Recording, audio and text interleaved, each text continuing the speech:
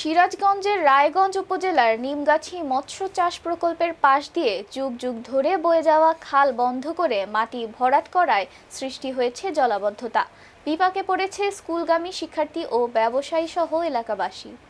রোববার 14 জুন সরেজমিনে গিয়ে দেখা যায় নিমগাছি মৎস্য চাষ প্রকল্পের উন্নয়নের নামে শত বছরের আগের তৈরি ক্যানেলটি বন্ধ করে দেয়ায় সৃষ্টি হয়েছে এই জলাবদ্ধতা।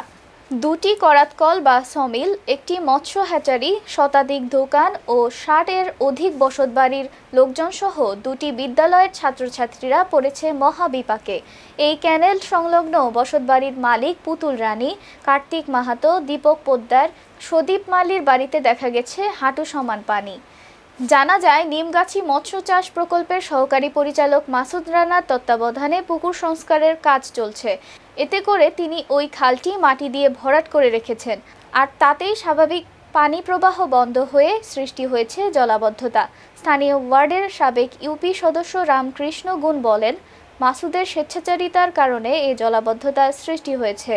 মুঠোফোনে সাংবাদিকরা এ বিষয়ে জানতে চাইলে মাসুদ রানা সাংবাদিকদের সঙ্গে অসদাচরণ করেন। স্থানীয় ইউনিয়ন পরিষদের প্যানেল চেয়ারম্যান আব্দুল জব্বার জানান, জনস্বার্থে ক্যানেলের মাটি অপসারণ করে দ্রুত পানি নিষ্কাশনের জন্য প্রশাসনের হস্তক্ষেপ কামনা করা হয়েছে। এই বিষয়ে উপজেলা নির্বাহী কর্মকর্তা আব্দুল খালেক পাটোয়ারি বলেন, পানি যাতে বাধাগ্রস্ত না হয় সে ব্যবস্থা গ্রহণ করতে নির্দেশ দেওয়া হয়েছে। চ্যালেঞ্জের বিষয়ে আমার নৈতিক দায়িত্ব। এই এলাকার মানুষের জলাবদ্ধতা হয়েছে, যখন এই পুকুর সংস্কার করে তখন আমি এই মৎস্য অফিসারকে বললাম যে দেখেন যে এটা পানির অনেক দিন আগের থেকে এই ক্যানেল ছিল, এই ক্যানেলকে বন্ধ করা যাবে না, একটু ফাঁক দিয়ে মাটি ফেলা যাতে পানির গতিতে পানি চলে যায়, এলাকার জনগণের জন্য দুর্ভোগ পোহাতে না হয়, এই জন্য আমি তাদের বলছি। সে বলল, এটা আপনি বলার কি? আমি বললাম যে আপনি বলার কি, আমি এই সোনাখালী ইউনিয়ন পরিষদের চেয়ারম্যান হিসাবে আমার নৈতিক দায়িত্ব আছে এই এলাকার মানুষ যাতে ভোগান্তি না হয়, পানি জলাবদ্ধতা না হয়, সেই জন্য আপনাকে আমি এই কথা বলেছি।